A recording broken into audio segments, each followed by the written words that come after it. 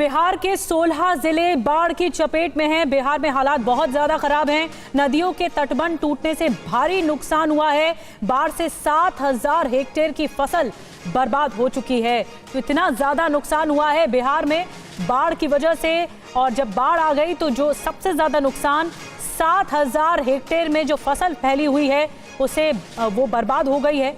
16 जिले बाढ़ की चपेट में बताए जा रहे हैं। और नेपाल में भारी बारिश के बाद बिहार के कई जिलों में बाढ़ से मुसीबत बहुत बढ़ गई है। नेपाल में बारिश के बाद भीमनगर बैराज से रोज करीब 2.5 लाख पानी छोड़ा जा रहा है। कोसी बैराज ने जहां तबाही देखी और यहां TV9 की टीम भी पहुंच गई है। भीमनगर बैराज से कुमार कुंदन की ग्राउंड रिपोर्ट दिखाते हैं कि इस वक्त क्या मंजर है। इस वक्त मैं भीमनगर बैराज पे खड़ा हूँ। ये वो जगह है जो नेपाल में पड़ता है। इससे थोड़ी दूर बाद हिंदुस्तान का इलाका शुरू हो जाता है और ख़ास करके बिहार का इलाका। मेरे सामने में जो आपको तस्वीर नज़र आ रही होगी, इस तस्वीर में जो भयावहता है वह इससे कई ज़्यादा गुना 2 से 3 दिनों पहले था, जब पूरे के पूरे इस बैराज के ऊपर वाटर ओवरफ्लो करने लगा। और उसके बाद जो कुछ तबाही हुई उसकी गवाही सुपौल, सहरसा, दरभंगा, सीतामढ़ी और तमाम जगह के इलाकों में दिख रही है।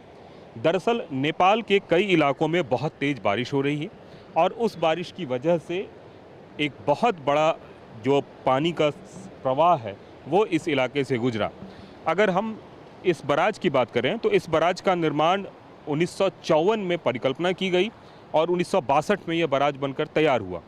और इस बैराज से पहले, इस बैराज में 56 फाटक हैं और इस बैराज से पहले भी एक ब्रहा क्षेत्र का बैराज है जो कि नेपाल में पड़ता है। ब्रहा क्षेत्र के बैराज से पानी छोड़ा गया और पानी छोड़े जाने के बाद यहाँ जब कोसी बैराज में वो पानी पहुँचा तो तकरीबन इस बैराज की कैपेसिटी 9 लाख क्यूसिक के आसपास है। और बताया जाता है कि पानी इतना ज़्यादा ओवरफ्लो हो गया कि ये जो फाटक देख रहे हैं, ब्लैक कलर का आपको जो दिख रहा होगा, ये इसको डोर्स बोलते हैं। ये सारे के सारे डोर्स ओपन करने पड़ गए, पूरे के पूरे 56 फाटक खोलने पड़ गए। अभी फ़िलहाल 9 फाटक खोले गए हैं जिससे लगभग 2 लाख क्यूसिक के आसपास पानी पर डे डिस्चार्ज हो रहा है। जिस दिन ये सारी घटना हुई उस दिन स्थिति इतनी भयावह हो गई थी कि पूरे सड़क के ऊपर से पानी ओवरफ्लो कर रहा था।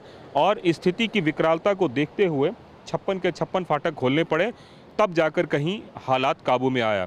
बताया जा रहा था कि अगर समय रहते फाटक ना खोला गया होता तो पूरा बैराज टूट जाता, और अगर पूरा बैराज टूटता तो पूरा का पूरा उत्तर बिहार का इलाका जलमग्न हो जाता या फिर कहें नक्शे से ख़त्म हो जाता।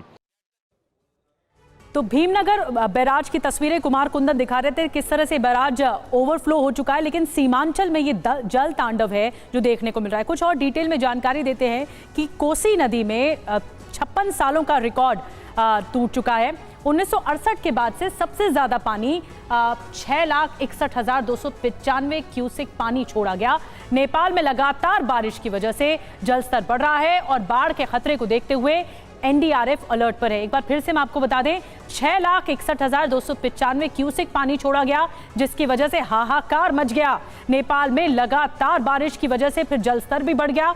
बाढ़ के खतरे को देखते हुए NDRF अलर्ट पर है। निचले इलाके डूबे हुए दिखाई दे रहे हैं। और आइए अब आपको बताते हैं कि कौन कौन से ऐसे इलाके हैं जो बाढ़ से प्रभावित हैं। सबसे ज्यादा प्रभावित हैं बिहार के अररिया है, इसमें सुपौल है, आप देख रहे हैं मैप के जरिए, सहरसा है, किशनगंज है, सीतामढ़ी, मुजफ्फरपुर, पूर्णिया, सीवान, मधेपुरा, मधुबनी, दरभंगा, गोपालगंज, पूर्वी चंपारण, पश्चिमी चंपारण, शिवहर, सारण।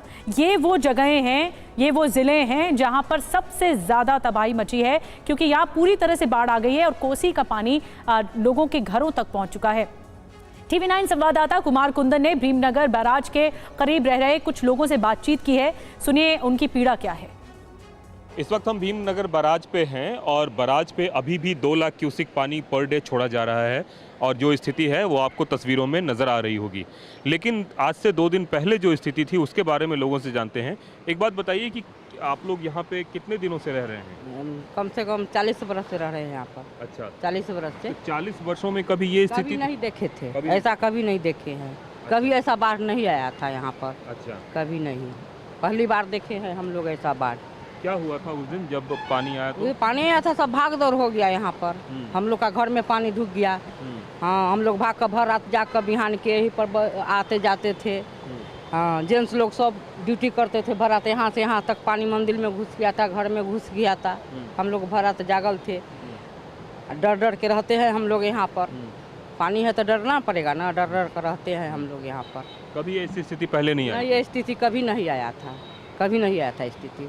आप भी रहते हैं, आपको अभी कभी लगा कि कुछ ऐसा हो जाएगा कि पुल के ऊपर से पानी बहने लगेगा? नहीं, हम लोग को ये सब कभी नहीं अभी तक देखे थे। नहीं, हम लोग को विश्वास होता था कि इस पर से पानी, ऊपर से पुला के ऊपर से पानी आएगा। हम लोग को विश्वास नहीं था, बाकी माने ऐसा खतरा हम लोग कभी नहीं देखे। ये पहला रेकॉर्ड है जो ये 25 वर्ष लगभग 30 वर्ष के भीतर में ये रिकॉर्ड अपना कैम्प किया है कोसी अपना। आप लोग पहले कभी नहीं देखे थे? नहीं, ऐसा हम लोग कभी नहीं देखे थे। और विभाग के भी तरफ से पूरा सुरक्षा निगरानी अपना हर वक्त तैनात रहते थे। जो कोसी प्रोजेक्ट ये विभाग है बिहार सरकार के अंदर में, तो सारा विभागीय प्रशासन, डीएम। और अभी क्या हुआ था? उसके पुल के ऊपर से पानी आने लगा था? हाँ, पानी ओवरफ्लो होने के बाद पुल के ऊपर से पानी आएगा सर। जिस तरह से पानी आया, उस पानी ने पूरे इलाके को तबाह किया और ऐसी तबाही हाल फिलहाल के वर्षों में किसी ने नहीं देखा था। और केंद्रीय मंत्री चिराग पासवान ने सुपौल में बाढ़ प्रभावित इलाकों का दौरा भी किया है। आपको बता दें, सुपौल में बाढ़ की स्थिति का जायजा लिया है। चिराग पासवान ने बाढ़ की स्थिति को लेकर अधिकारियों से बात की है। बाढ़ प्रभावित लोगों से चिराग पासवान मिले भी हैं। तो सुपौल में स्थिति क्या है, इससे पहले आपको हम तस्वीरें दिखा रहे थे, कुमार कुंदन तस्वीरें दिखा रहे थे। बाढ़ को लेकर अधिकारियों से बात भी चिराग पासवान ने की है। केंद्रीय मंत्री की तरफ से ये सक्रियता दिखाई गई है। क्या कुछ कहना है उनका, ये आपको सुनाते हैं। ऐसे इलाकों में जहां से ग्रामीण बाहर नहीं आए हैं और वो क्षेत्र एक आइलैंड में तब्दील हो गया है, वहां पे सूखा राशन की व्यवस्था भी पहुंचाई जा रही है। धीरे धीरे संतोष की बात यह है कि पानी का स्तर अब घटने लगा है। धीरे धीरे पानी का स्तर नीचे जाने लगा। जो जानवर हैं जो इसमें जो मर गए हैं, उनको लेकर किसी तरीके की कोई बीमारी महामारी ना फैले, उसको लेकर भी अब और ज़्यादा सजगता से स्थानीय प्रशासन इसके ऊपर कार्य करेगी।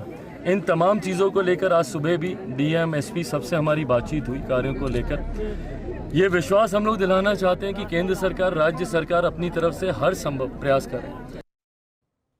लेकिन सवाल ये है कि हर साल बिहार में कुछ ऐसा ही नज़ारा या ऐसा ही कुछ मंजर देखने को मिलता है। बाढ़ हर साल तबाही मचाती है और ऐसे में सवाल ये है कि आखिर बिहार में बाढ़ की स्थिति इतनी गंभीर क्यों हो जाती है? सिस्टम काम क्यों नहीं करता जब पानी ज़्यादा आ जाता है? तो बिहार में हर साल बाढ़ से तबाही क्यों मचती है? राज्य में बड़े बांध का नहीं होना सबसे बड़ी दिक्कत है।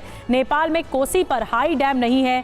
नेपाल में सही से जल प्रबंधन नहीं है, मैनेजमेंट नहीं है, पानी का वाटर मैनेजमेंट नहीं है, इस वजह से दिक्कत होती है। भारी बारिश पर नेपाल डैम खोल देता है। अधर में नदियों के जोड़ने की योजना अभी है। ऐसे में इसी वजह से पानी बहुत ज़्यादा आ जाता है और बिहार में बदहाली देखने को मिलती है। अब बाढ़ से कैसे बेहाल हो गया है बिहार, आपको बताते हैं। देश का सबसे ज़्यादा बाढ़ग्रस्त राज्य है ये। 76% आबादी को हर साल परेशानी होती है, हर साल। 20 जिलों में बाढ़ की समस्या सबसे ज़्यादा है बिहार के। 70 लाख हेक्टेयर से ज़्यादा का इलाका प्रभावित है। हर साल हज़ारों करोड़ रुपए का नुकसान होता है। 5 से 6 महीने तक हज़ारों लोग विस्थापित होते हैं। तो सबसे ज़्यादा दिक्कत बिहार में होती है।